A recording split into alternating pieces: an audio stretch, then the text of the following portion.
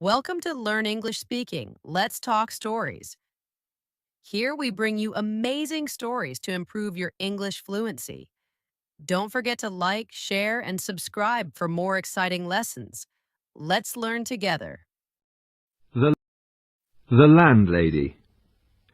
Billy Weaver had travelled down from London on the slow afternoon train, changing trains on the way, and by the time he got to Bath, it was about 9 o'clock in the evening. The air was very cold, and the wind was like a flat blade of ice on his cheeks. "Excuse me," he said, "but is there a fairly cheap hotel not too far away from here?" "Try the pub down the road," a man at the station said, pointing. "They might take you in. It's about a kilometre along on the other side." Billy thanked him and picked up his suitcase and set out to walk to the inn. He had never been to Bath before. He didn't know anyone who lived there, but his boss at the head office in London had told him it was a splendid city. "Find your own accommodation," he had said, "and then go along and report to the local manager as soon as you've got yourself settled." Billy was 17 years old. He was wearing a new dark blue overcoat, a new brown hat, a new brown suit, and he was feeling fine. He walked briskly down the street. He was trying to do everything briskly these days. All successful businessmen, he had decided, were brisk. The top men at head office were brisk all the time. They were amazing. There were no shops on this wide street, only a line of tall houses on each side, all of them looking the same. They had grand entrances, and 4 or 5 steps going up to their front doors, and it was obvious that they had been very grand houses indeed. But now, even in the darkness, he could see that the paint was coming off the doors and windows, and that the handsome white exteriors had cracks and patches from lack of repair. Suddenly, in a downstairs window that was illuminated by a nearby street lamp, Billy saw a printed notice leaning against the glass in one of the windows. It said, "Bed and breakfast." He stopped walking. He moved a bit closer. Green curtains were hanging down on each side of the window. He went right up to it and looked through the glass into the room. And the first thing he saw was a bright fire burning in the fireplace. On the carpet in front of the fire, a pretty little dog was curled up asleep. The room itself, which he could only see in half-darkness, was filled with pleasant furniture. There was a piano and a big sofa and several comfortable armchairs. And in one corner he saw a large parrot in a cage. Animals were usually a good sign in a place like this, Billy told himself, and it looked to him as if it would be a pretty decent house to stay in. Certainly it would be more comfortable than a pub. On the other hand, a pub would be more friendly than a guest house. There would be beer and cards in the evenings, and lots of people to talk to, and it would probably be a lot cheaper too. He had stayed a couple of nights in a pub once before, and had liked it. He had never stayed in any guest houses, and, to be perfectly honest, he was a tiny bit frightened of them. The word guest house suggested watery vegetables and greedy landladies. After hesitating like this in the cold for 2 or 3 minutes, Billy decided that he would walk on and look at the pub before making up his mind. He turned to go. And now a strange thing happened to him. He was just going to step back and turn away from the window when his eye was caught and held in the most peculiar manner by the small notice that was there. "Bed and breakfast," it said. Bed and breakfast. Bed and breakfast. Each word was like a large black eye staring at him through the glass, holding him, forcing him to stay where he was and not to walk away from that house. and the next thing he knew, he was actually moving across from the window to the front door, climbing the steps that led to it, and reaching for the bell. He pressed it. Far away in a back room he heard it ringing, and then at once, it must have been at once because he hadn't even had time to take his finger from the bell button, the door swung open and a woman was standing there. She was about 45 or 50 years old, and the moment she saw him, she gave him a warm, welcoming smile. "Please come in," she said pleasantly. She stepped to one side, holding the door wide open, and Billy found himself automatically starting forward into the house. The force, or more accurately, the desire to follow her, was extraordinarily strong. "I saw the notice in the window," he said, holding himself back. "Yes, I know. I was wondering about a room." "It's all ready for you, my dear," she said. She had a round pink face and very gentle blue eyes. "I was on my way to a pub," Billy told her, "but I noticed the sign in your window." "My dear boy," she said, "why don't you come in out of the cold?" "How much do you charge?" £9 a night, including breakfast. It was amazingly cheap. It was less than half of what he had been willing to pay. "If that is too much," she added, "then perhaps I can reduce it just a tiny bit. Do you desire an egg for breakfast? Eggs are expensive at the moment. It would cost less without the egg." £9 is fine," he answered. "I would like very much to stay here." "I knew you would. Do come in." She seemed terribly nice. She looked exactly like the mother of one's best school friend welcoming one into the house to stay for the Christmas holidays. Billy took off his hat and stepped inside. "Just hang it there," she said, "and let me help you with your coat." There were no other hats or coats in the hall. There were no umbrellas, no walking sticks, nothing. "We have it all to ourselves," she said, smiling at him over her shoulder as she led the way upstairs. "You see, I don't very often have the pleasure of taking a visitor into my little nest." The old girl is slightly mad, Billy told himself. But at £9 a night, who cares about that? "I should have thought you'd be simply full of visitors wanting to stay," he said politely.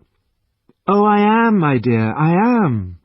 Of course I am, but the trouble is that I am just a tiny bit careful about whom I choose, if you see what I mean." "Ah, yes. But I'm always ready. Everything is always ready, day and night in this house, just in case an acceptable young gentleman comes along. And it is such a pleasure, my dear, when now and again I open the door and I see someone standing there who is just exactly right." She was halfway up the stairs, and she paused, turned her head and smiled down at him. "Like you," she added, and her blue eyes travelled slowly all the way down the length of Billy's body to his feet and then up again. On the first floor she said to him, "This floor is mine." They climbed up more stairs. "And this one is all yours," she said. "Here's your room. I do hope you'll like it." She took him into a small but charming front bedroom, switching on the light as she went in. "The morning sun comes right in the window, Mr. Perkins." "It is Mr. Perkins, isn't it?" "No," he said, "it's Weaver." "Mr. Weaver. How nice." "I put a hot water bottle between the sheets to warm them, Mr. Weaver, and you may light the gas fire at any time if you feel cold." "Thank you," Billy said. "Thank you very much." He noticed that the bedclothes had been neatly turned back on one side, all ready for someone to get in. "I'm so glad you appeared," she said, looking seriously into his face. "I was beginning to get worried." "That's all right," Billy answered brightly. "You mustn't worry about me." He put his suitcase on the chair and started to open it. "And what about supper, my dear? Did you manage to get anything to eat before you came here?" "I'm not hungry, thank you," he said. "I think I'll just go to bed as soon as possible, because tomorrow I've got to get up rather early and report to the office." "Very well, then. I'll leave you now so that you can unpack. But before you go to bed, would you be kind enough to come into the sitting room on the ground floor and sign the book? Everyone has to do that, because it's the law, and we don't want to break any laws at this stage in the proceedings, do we?" She gave him a little wave of the hand and went quickly out of the room and closed the door. The fact that his landlady appeared to be slightly crazy didn't worry Billy at all. She was not only harmless, there was no question about that, but she was also quite obviously a kind and generous person. He guessed that she had probably lost a son of her own, or something like that, and had never recovered from it. So, a few minutes later, after unpacking and washing his hands, he walked downstairs to the ground floor and entered the sitting room. His landlady wasn't there, but the fire was still burning, and the little dog was still sleeping in front of it. The room was wonderfully warm and comfortable. "I'm a lucky fellow," he thought, rubbing his hands. "This is great." He found the guest book lying open on the piano, so he took out his pen and wrote down his name and address. There were only 2 other names above his on the page, and, as one always does, he started to read them. One was a Christopher Mulholland from Cardiff. The other was Gregory W. Temple from Bristol. "That's funny," he thought suddenly. "Christopher Mulholland. That name sounds familiar. Now, where had he heard that rather unusual name before? Was he a boy at school? No. Was it one of his sister's numerous young men, perhaps? Or a friend of his father's? No. No, it wasn't any of those." He glanced down again at the book. In fact, thinking about it again, he wasn't at all sure that the second name wasn't as familiar to him as the first. "Gregory Temple," he said aloud, searching his memory. "Christopher Mulholland. Such charming boys," a voice behind him answered, and he turned and saw his landlady walking into the room, carrying the tea tray in front of her. "They sound somehow familiar," he said. "They do? How interesting." "I'm almost positive I've heard those names before somewhere. Isn't that strange? Maybe it was in the newspapers." "They weren't famous in any way, were they? I mean, famous footballers or something like that?" "Famous?" she said, setting the tray down on the low table in front of the sofa. "Oh, no, I don't think they were famous. But they were extraordinarily handsome, both of them, I can promise you that. They were tall and young and handsome, my dear, just exactly like you." Once more Billy glanced down at the book. "Look here," he said, noticing the dates. "This last entry is over 2 years old." "Is it?" "Yes, indeed. And Christopher Mulholland's is nearly a year before that. More than 3 years ago." "Oh dear," she said, shaking her head. "I never would have thought it. How time flies away from us all, doesn't it, Mr. Wilkins?" "It's Weaver," Billy said. "Weaver." "Oh, of course it is," she cried, sitting down on the sofa. "How silly of me. I do apologize. Do you know something that's extraordinary about all this? Both those names, Mulholland and Temple, I not only seem to remember each one separately, but they appear to be connected as well, as if they were both famous for the same sort of thing, if you see what I mean. Well, come over here now, dear, and sit down beside me on the sofa, and I'll give you a nice cup of tea and a biscuit before you go to bed." Billy watched her as she busied herself with the cups and saucers. He noticed that she had small, white, quickly moving hands and red fingernails. "I'm almost positive I saw them in the newspapers," Billy said. "I'll think of them in a second. I'm sure I will." There is nothing more annoying than a thing like this, which remains just outside one's memory. He hated to give up. "Now, wait a minute," he said. "Wait just a minute.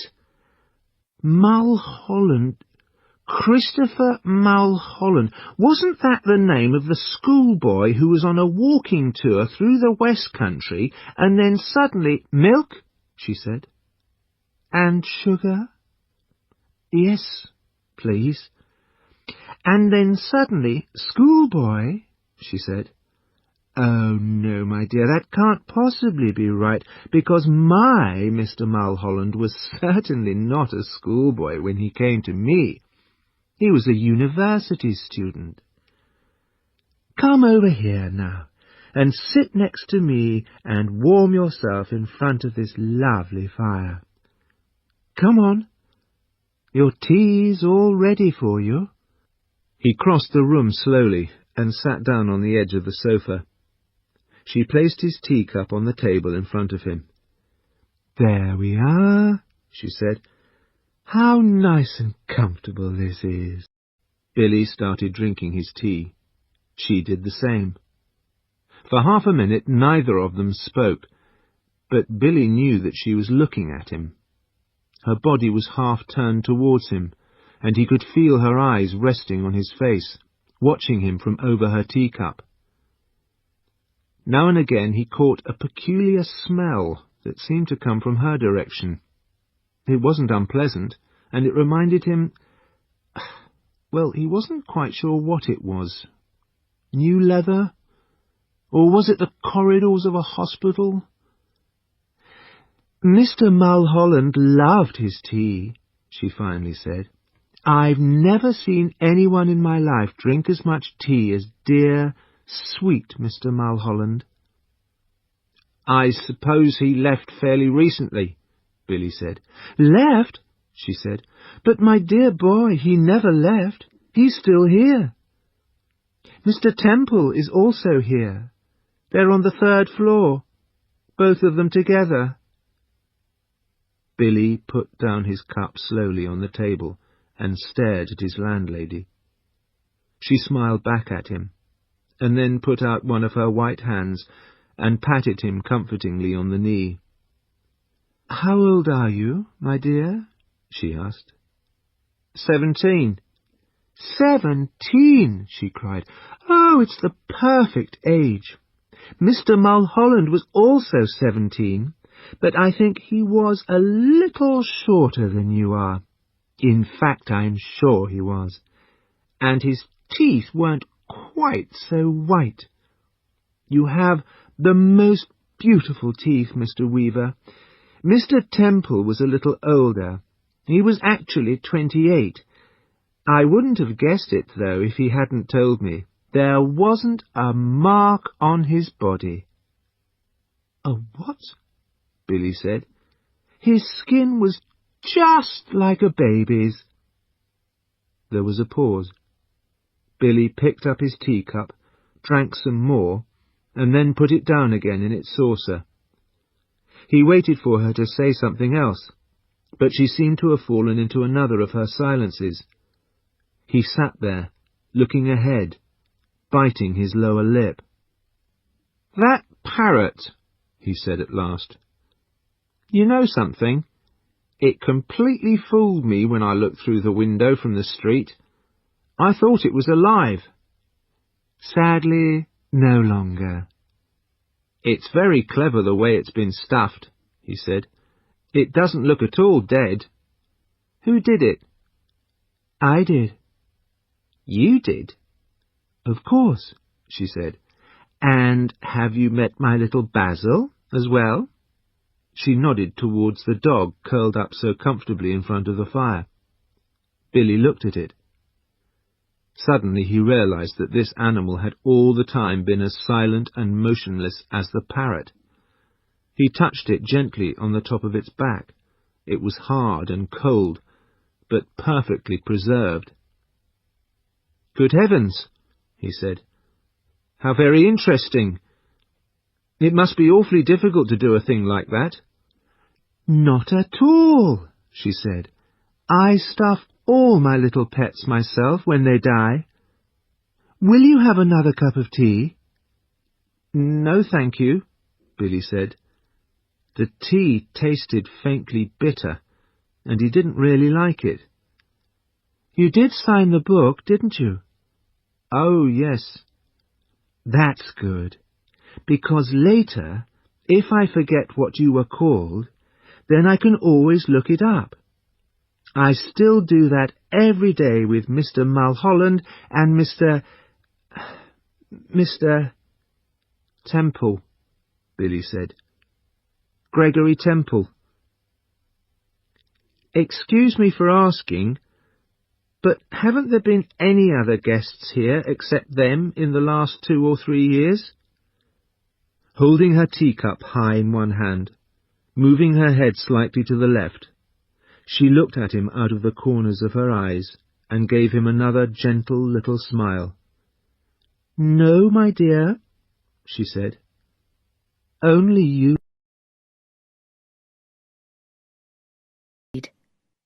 Part 2. The Doll. Without Mary and the dolls, the money will end. But what was killing Mary? I still did not know. I discovered more about Mary during my next few visits. Her name was Mary Nolan. When she was 15 years old, she was in a bad car crash. Her mother and father were killed, and Mary was very badly hurt. The car crash was the reason for her twisted leg. Rose Calumet offered to look after Mary. The law finally agreed because there was no other person to look after the young girl. Rose always thought that Mary's father was a rich man. Then she learned that there was only a small amount of money. After that, she was unkind to Mary. She made her very unhappy. Mary was never able to forget her leg. Her aunt seemed to say, "No man will love you. You will never get married and have children. No man wants a wife with a twisted leg." The years passed, and Mary began to believe her aunt. She stayed with her. She did what her aunt wanted her to do. She could see no reason to leave her aunt, so she lived an unhappy life without hope. Then Mary started to make the dolls. Rose Calumet saw how lovely the dolls were. She soon realized that she could sell them for a lot of money. She was right. After she sold a few, she decided Mary must work on them every day of the week, from morning until night. Rose did not love Mary, but the girl produced hundreds of dolls over the years. Rose was happy to take the money for them. But now Mary was ill, and Rose immediately said to herself, "Without Mary and the dolls, the money will end." But what was killing Mary? I still did not know. I could see that she was afraid of her aunt, but it wasn't that. And I couldn't ask Mary, because her aunt was always with us. Mary found it difficult to say anything to me with Rose in the room. I did not tell Mary that perhaps I could make her legs straight. It was more important to discover why she didn't want to continue living.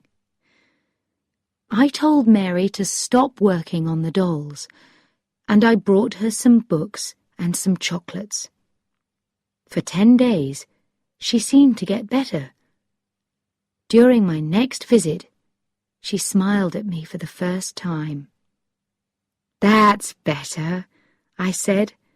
I was very pleased to see her happy face. "You must leave the dolls alone for another 10 days. I don't want you to work. I want you to rest, sleep, and read. Then we'll see." But I could see that Rose was unhappy at these words. When I called again, she was waiting for me in her room.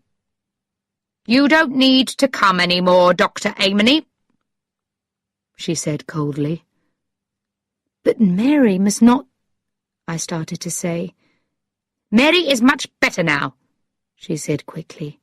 "Goodbye, Doctor." My eyes went to the box in the corner of the room. There were 3 new dolls lying on top of it. Their faces were as lovely as ever, but they had the look of death on them. Suddenly, I was frightened for Mary. I knew that Rose Calumet was lying. I wanted to push this woman out of the way and crash through the door and see Mary. But I was a doctor. When doctors are told to leave, they have to go. I still did not know what Mary's problem was, but I guessed that Rose was asking another doctor to call. So sadly, I left. But I couldn't forget Mary. I continued to worry about her in the days that followed. Not long after this, I became ill. It wasn't much at first, but as the days passed, it seemed to get worse. I visited a doctor friend. "I can find nothing wrong with your body," he said. "Perhaps you work too hard." But I knew that this wasn't the reason. I continued to get worse. I didn't want to eat, and I lost weight. I began to look thin and pale. I felt tired, but I didn't sleep well at night. I sometimes dreamed that I saw Mary. She was calling to me for help, while Rose Calumet was holding her in her ugly arms. Chapter 8. The Return of Mr. Toad. The following evening, Rat calls everyone into the sitting room and prepares them for the expedition. He gives them a belt, a sword, a pair of pistols, a policeman's truncheon, handcuffs, a flask, and a sandwich box. When they are ready, Badger takes a lantern and says, "Now, follow me. Mole first, then Rat, and Toad last. And Toady, don't talk." Toad wants to be part of the expedition, so he is quiet. Badger takes them along the river for a little way, and then goes into a hole in the riverbank. Mole and Rat follow silently, but Toad slips and falls into the water with a loud splash.